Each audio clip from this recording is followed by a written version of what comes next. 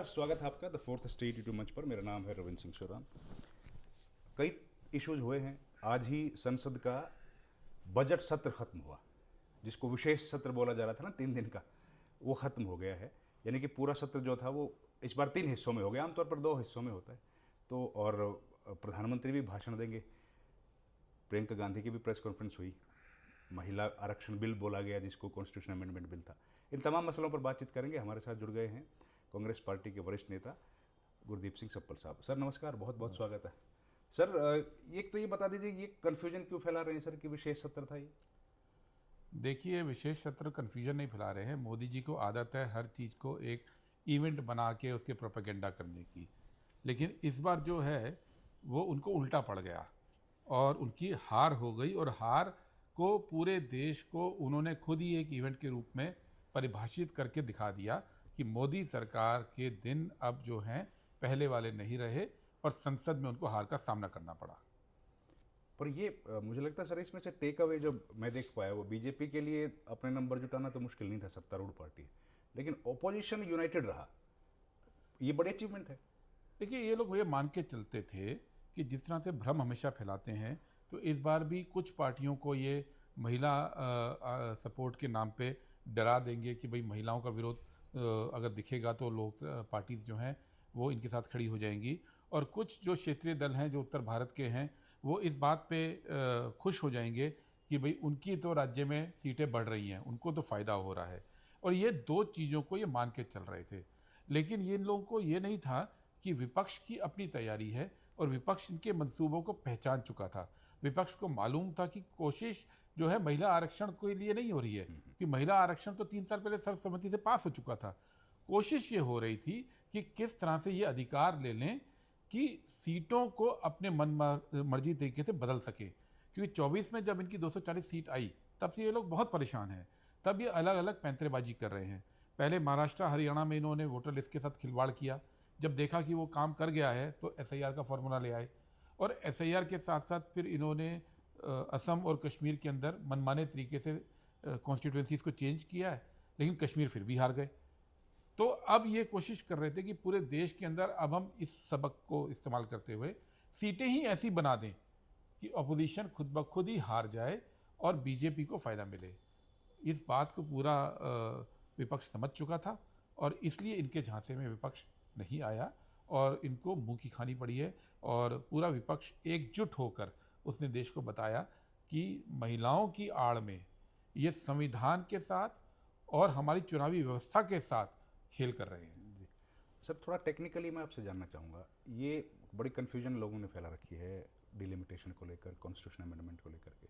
आप ये थोड़ा क्लियर कीजिए। 3 बिल लेके आए थे, एक बिल ही आया जिस पर वोटिंग हुई, बाकी 2 पे तो वोटिंग हो नहीं पाई। एक बिल पे वोटिंग हुई, वो गिर गया। वो क्या बिल था? और 2 और बिल थे, एक बात। दूसरा, डिलिमिटेशन का जो सिस्टम है वो 26 तक फ्रीज था। अब जो डिलिमिटेशन हो गए नए सेंसस के बाद, उसमें सीट्स बढ़ेंगी भी और बाउंड्रीज भी चेंज होगी। देखिए, जो ये बिल गिरा है ये डिलिमिटेशन को लेके था, क्योंकि 2002 के अंदर ये फैसला हो गया था कि 26 तक की सेंसस पे फ्रीज रहेगा। तो होना ये चाहिए था कि जो अभी जनगणना है 21 में होनी चाहिए थी। इन लोगों ने उसको डिले कर दिया और अभी तक जनगणना का काम शुरू हुआ है, पूरा नहीं हुआ है। लेकिन अब इन्होंने क्या किया कि 26 की तारीख चूँकि अब निकल रही है, तो इन्होंने कहा हम संविधान को फिर से चेंज कर देते हैं और चेंज करके 2011 की जनगणना को आधार बना लेते हैं। यानी बैक डेट से जिस चीज़ पे पूरे देश के अंदर सहमति थी, जो इन्हीं के प्रधानमंत्री अटल बिहारी वाजपेयी थे वो लेकर आए थे, वो सहमति को इन्होंने ख़त्म किया और कोशिश की कि 2011 के सेंसस पे इन लोगों को सीटों को बदलने का अधिकार मिल जाए। और इसकी 2 वजह से इन्होंने करने की कोशिश की। एक कि 2026 के जनगणना के अंदर कास्ट सेंसस भी होगा और अलग अलग जातियों का इसके अंदर गणना सामने आएगी। तो ओबीसी वाले सवाल पे ये बचना चाहते थे, तो इन्होंने उससे बचने के लिए, क्योंकि कास्ट सेंसस तो कराना पड़ रहा है दबाव के अंदर, लेकिन उसका इस्तेमाल नहीं करना चाहते, तो इन्होंने कहा कि ठीक है 26 को छोड़ो 11 वाले पे कर लेते हैं। एक तो ये रीज़न, और दूसरा रीज़न जैसा मैंने कहा कि वो अपनी मनमाफिक तरीके से अलग अलग इलाके जोड़कर, अभी तक क्या होता है कि एक सीट के अंदर एक तरह का इलाका जुड़ता है, जो साथ साथ चलता है। अब इन्होंने क्या करने की कोशिश करनी शुरू की थी असम में और कश्मीर में कि कहीं की ईंट कहीं का रोड़ा जोड़ के आपने बना दिया है। तो इसको करने के लिए ये संविधान संशोधन बिल था। दूसरा बिल जो था वो महिला आरक्षण को लेके भी था। उसके अंदर जो इन्होंने किया महिला आरक्षण में कि सीटें हम जो है 850 कर देते हैं। 850 करने से जितनी अभी की सीटें हैं वो सब पुरुषों के पास रहेंगी। 2024-23 के बिल में ये नहीं था। 2023 के बिल में था कि लोकसभा के अंदर 33% सीट महिलाओं को रहेगी। अब ये डर गए पुरुषों से। जो बीजेपी के पुरुष एमपीज हैं वो दबाव डालते रहे हैं कि हमारी सीट महिला को आप क्यों दोगे। तो इन्होंने कोशिश ये की कि ठीक है पुरुषों की सीट बनी रहे और हम नई सीटें बना लें। और नई सीटें बनाने के लिए डिलिमिटेशन जरूरी है, इसलिए ये दूसरा बिल लेके आए डिलिमिटेशन का।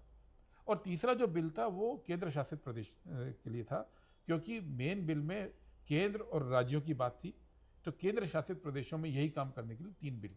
तो 3 मुख्य बिल, एक हो गया कि भाई सीटें बढ़ाई जाएं, दूसरा बिल कि उन सीटों को बढ़ाने के लिए डिलिमिटेशन किया जाए, और तीसरा बिल वो डिलिमिटेशन केंद्र शासित प्रदेशों के लिए भी होना चाहिए। तो अब कब होंगे सर? अभी तो गिर गया बिल, अब दोबारा अगर सीट बढ़ाने के लिए फिर से संविधान संशोधन आएगा तो सेंसस के बाद लेके आएंगे टेक्निकल? देखिए ये 50 साल पुरानी चर्चा है। जब इंदिरा जी प्रधानमंत्री थी तो 71 के सेंसस पे फ्रीज कर दिया था, क्योंकि ये माना गया था कि अलग अलग राज्य अलग अलग तरीके से तरक्की कर रहे हैं। जिन राज्यों ने जनसंख्या पे कंट्रोल किया है उनकी सीटें कम नहीं होनी चाहिए, अच्छे काम के लिए उनके ऊपर पेनल्टी नहीं लगनी चाहिए। फिर ये फ्रीज को 2002 में दोबारा किया गया वाजपेयी जी द्वारा, क्योंकि तब भी यही माना गया था। और होना ये है कि अब 26 के बाद जो स्थिति आएगी तब भी ये फ्रीज जारी रखने की हम लोग मांग करेंगे, क्योंकि हम दक्षिण के राज्यों की हिस्सेदारी कम नहीं कर सकते। अब जब ये सेंसस पूरा होगा तब ये बात दोबारा उठेगी, और तब भी अपोजिशन जो है इस बात के लिए अडिग रहेगा कि आप इस तरह से डिलिमिटेशन नहीं कर सकते। मतलब 850 जो सीटें बढ़ाने की है उस पर भी कांग्रेस का विरोध है कि 850 सीटें ना की जाएं, 543 की स्ट्रेंथ है उसको उतना रखा जाए। देखिए 2 चीजें, जैसे ही आप सीटें बढ़ाने की बात करते हैं तो निश्चित तौर पर दक्षिण को नुकसान होता है। इसीलिए 71 से ये चीज रुकी हुई है। और जहां तक महिला आरक्षण की बात है वो तो ऑलरेडी बिल पास है। इन्होंने 3 साल तक जो बिल पास हुआ था उसको रोक के रखा। 2 दिन पहले रात को उसको नोटिफाई किया। अब सवाल तो इनसे ये पूछा जाना चाहिए कि जिस बिल को मोदी सरकार ने इतने जोर शोर के साथ प्रचार के साथ पारित किया था 3 साल पहले, तो 3 साल से आपने उसको कानून क्यों नहीं बनाया था? और हमें तो ये लगता है कि इसके पीछे उनका षड्यंत्र था, जो दिमाग में था कि ये देना तो चाहते नहीं थे, पब्लिक प्रेशर में पारित कर दिया, तो पहला रोड़ा लगा दिया कि जब जनगणना होगी तब इसको लागू करेंगे। और दूसरा ये भी था कि अगर 400 पार चले जाते 24 में तो इतनी ताकत आ जाती तो इसको कूड़े के कचरे में डाल देते, ये लागू ही कभी ना होता। ये तो परसों जब अचानक से लागू किया तो सब लोग हैरान रह गए कि इतना महत्वपूर्ण बिल आप 3 साल से दबा के बैठे, उसको कानून नहीं बना रहे हैं। तो गलती तो इनकी है। बहरहाल अब वो कानून बन गया है और अब तो कानून है तो लागू होगा। अब वो लागू होगा सेंसस के बाद। वो सेंसस के बाद लागू होगा। और अगर ये इतने सिंसियर हैं तो एक अमेंडमेंट ले आए कि हम सेंसस वाली शर्त हटा रहे हैं, वो तुरंत लागू हो जाएगा। लेकिन सेंसस भी तो हो ही रहा है, 29 में हो सकता है फिर ये, या 34 तक ही जाएगा। देखिए अब तो ये सेंसस जो है लगभग 28 में अक्टूबर तक चलेगा। और 29 के मार्च में चुनाव शुरू हो जाते हैं। तो 6 महीने के वक्त में डिलिमिटेशन करना असंभव होता है। डिलिमिटेशन कमीशन को वक्त देना होगा, वो वक्त उनका लगता है, 1.5 साल जो वक्त लगता है। तो अब ये 29 से पहले तो नहीं कर पाएंगे, ये तो तय है।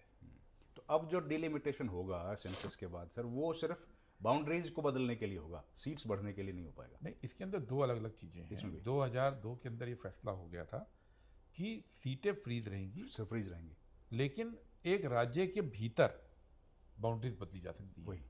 वो इसलिए ज़रूरी है कि नए इलाके डेवलप हो जाते हैं। जैसे कि अब नोएडा बहुत बढ़ गया है यहाँ पे यूपी के अंदर, तो नोएडा को ज़्यादा सीट चाहिए, लेकिन यूपी की सीट सेम रहेंगी, बाउंड्रीज बदली जाएंगी। बाउंड्रीज बदल जाएंगी। राइट।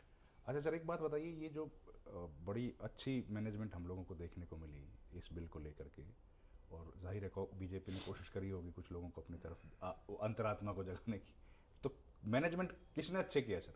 आप लोगों की तरफ से किसने मोर्चा संभाला संसद के भीतर, और तृणमूल कांग्रेस या बाकी जो विपक्षी दल? देखिए, ये तो सीधे सीधे कांग्रेस पार्टी की ओर से कांग्रेस अध्यक्ष खड़गे जी और राहुल गांधी जी खुद इसको हैंडल किए। खड़गे जी के घर पे मीटिंग हुई, उसके अंदर राहुल गांधी भी थे और उसके अंदर सारे इंडिया अलायंस के लीडर्स थे। उसके पहले कांग्रेस की अपनी मीटिंग हुई थी, उसमें सोनिया जी भी शामिल हुई थी। तो ये पार्टी, कांग्रेस पार्टी के साथ साथ इंडिया अलायंस के तमाम लीडर्स इस मामले में बिल्कुल स्पष्ट थे। जैसे कि उद्धव जी ने शायद ममता जी से भी बात की, इस तरह से अलग अलग नेताओं ने अलग अलग लेवल पे बात की। और एक और बात है कि 6 महीने पहले ये आभास हो गया था कि मोदी सरकार क्या करने वाली है, इसलिए 6 महीने पहले कुछ एक जो पुराने इलेक्शन कमीशन के उच्च अधिकारी रहे हैं, पुराने लोग जो डिलिमिटेशन पे काम किए हैं, जो लोग इंटेलेक्चुअल्स हैं, उनका एक ग्रुप गठित हो गया था और उसने 6 महीना पूरी तैयारी करके एक रिपोर्ट तैयार रखी थी कि मोदी सरकार की मंशा क्या है। और जैसे ही ये घोषणा हुई कि अब ये बिल लाना चाहते हैं, तो ऑलरेडी इसके लिए पूरा होमवर्क 6 महीने लग के कर लिया किया जा चुका था और उस होमवर्क को सारी विपक्षी पार्टीज के साथ शेयर भी किया गया। और यही कारण है कि इस बार वो बिल्कुल बरगला नहीं सके। अच्छा, आखिरी सवाल सर, अब बीजेपी तो हर जगह रैलियां करेगी, प्रेस कॉन्फ्रेंस करेगी, जो एक्सपेक्टेड था, प्रधानमंत्री भी बोलेंगे, उसका काउंटर कैसे करेंगे आप लोग? देखिए, ये तो बीजेपी करेगी, लेकिन हार तो हार होती है। सच ये है कि उन्होंने संवैधानिक व्यवस्था से और चुनावी व्यवस्था से खिलवाड़ करने की कोशिश की और उसमें वो हार गए। अब खिसियानी बिल्ली खंबा नोचे तो उसका तो कोई फ़र्क नहीं पड़ता है। जहाँ तक प्रोपेगेंडा की बात है, तो प्रोपेगेंडा अब उनका जो राहुल जी ने बोला ना कि उसका जादू अब वो छिन्न भिन्न हो रहा है। प्रोपेगेंडा तो पूरा 400 पार का 24 में भी किया था, लेकिन आई तो 240। और वो भी अगर लोगों को विश्वास होता कि प्रोपेगेंडा झूठा है तो 240 200 तक सिमट जाती। बहुत सारे लोग तो लहर के साथ चलते हैं। बिल्कुल। तो अब धीरे धीरे लोगों को समझ में आ रहा है कि नरेंद्र मोदी की केवल बातें होती हैं। नरेंद्र मोदी ने हर सेक्टर को कमज़ोर कर दिया है। नरेंद्र मोदी अमेरिका से डर गए हैं। नरेंद्र मोदी भारत के हितों की रक्षा नहीं कर पा रहे हैं। नरेंद्र मोदी के राज में रोजगार नहीं आ रहे हैं। भ्रष्टाचार पूरे देश जानता है कहीं ख़त्म नहीं हुआ, बढ़ गया है। अब वो जादू खत्म हो गया है।